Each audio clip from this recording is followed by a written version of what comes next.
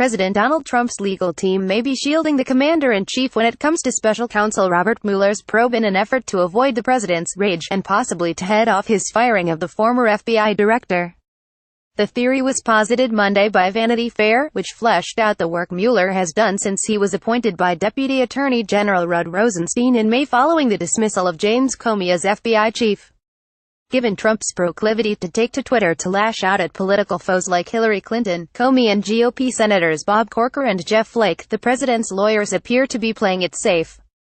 Keep up with this story and more by subscribing now. It's widely felt that, should Trump fire Mueller, it would result in political upheaval on the level of what followed President Richard Nixon's Saturday Night Massacre in October 1973, when Watergate prosecutor Archibald Cox was fired. Less than a year later, Nixon would resign. Earlier this week, White House lawyer Ty Cobb seemed to downplay the seriousness of Mueller's inquiry. The people who have been interviewed generally feel they were treated fairly by the special counsel, and adequately prepared to assist them in understanding the relevant material. Cobb told the Washington Post.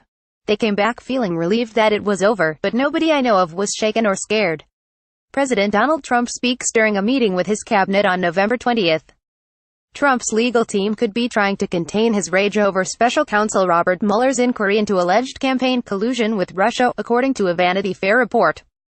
Reuters' Gavin Lamar Cobb went further, perhaps signaling that Trump's finances were not part of Mueller's investigation, while also backing up the special counsel's authority. "I've done my best, without overstepping, to share my view that the perception of the inquiry, that it involved a decade or more of financial transactions and other alleged issues that were mistakenly reported, just wasn't true," Cobb also said, and that the issues were narrower and wholly consistent with the mandate provided by the Justice Department to the Office of the Special Counsel. Trump has repeatedly called the allegations that his campaign colluded with Russia fake news. To possibly speed up the Mueller's process, Trump's lawyers were also reportedly open to a Trump interview with the special counsel, Politico reported last month.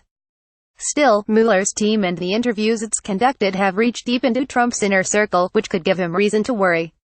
To date, former Chief of Staff Reince Priebus, former White House Press Secretary Sean Spicer and former campaign foreign policy advisor George Papadopoulos have met with Mueller's team.